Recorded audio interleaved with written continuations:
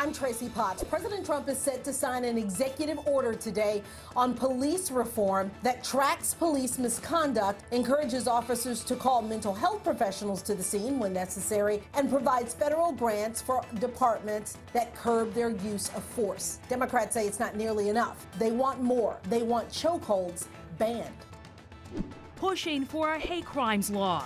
More than a dozen notable Georgia leaders, including former President Jimmy Carter, former Atlanta mayors Andrew Young and Shirley Franklin, just the latest to sign a letter of support. The bill would target crimes in Georgia involving race, religion, national origin, sexual orientation, gender, and disability. It already passed the House, but has been sitting in the Senate since early last year. Georgia, one of only 4 states without a hate crime law.